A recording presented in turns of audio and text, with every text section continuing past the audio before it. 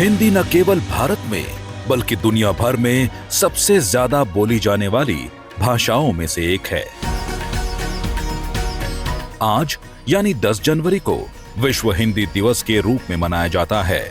इसकी शुरुआत कहने को तो कांग्रेस के दौर में हुई थी, लेकिन उस दौर में ये दिवस सिर्फ रस्म अदायगी से ज्यादा कुछ नहीं रह गया था। 2014 में जब प्रधानमंत्री श्री नरेंद्र मोदी ने सत्ता संभाली तो सरकार ने हिंदी को विश्व मंच पर लाने के लिए महत्वपूर्ण प्रयास किए।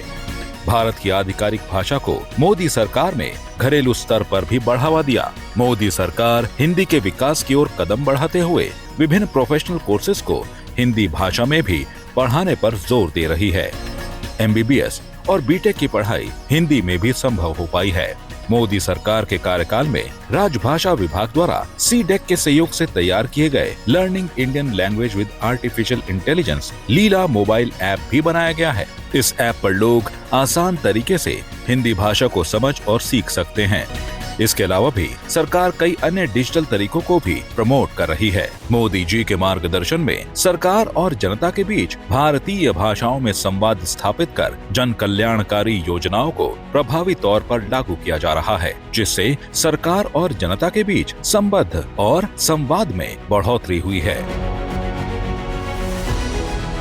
पीएम मोदी के ही प्रयास का नतीजा है कि देश के विभिन्न क्षेत्रों में राजभाषा के उपयोग को बढ़ाने की दृष्टि से अब तक कुल 528 नगर राजभाषा कार्यान्वयन समितियों का गठन भी किया जा चुका है। यहाँ तक कि विदेशों में भी खास तौर पर लंदन, सिंगापुर, फिजी, दुबई और पोर्ट लुई में नगर राजभाषा कार्यान्वयन समितियों का गठन किया गया है। हिंदी को वैश्विक स्तर पर सम्मान मिल सके, इसलिए मोदी जी वैश्विक मंचों पर ज्यादातर हिंदी में ही अपनी बात रखते हैं।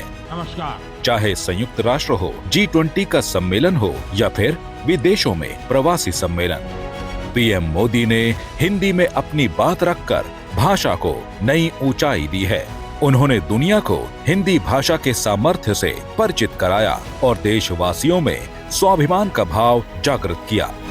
मोदी सरकार के प्रयासों का ही नतीजा है कि 2022 में संयुक्त राष्ट्र महासभा ने पहली बार हिंदी भाषा से जुड़े भारत के प्रस्ताव को मंजूरी दी।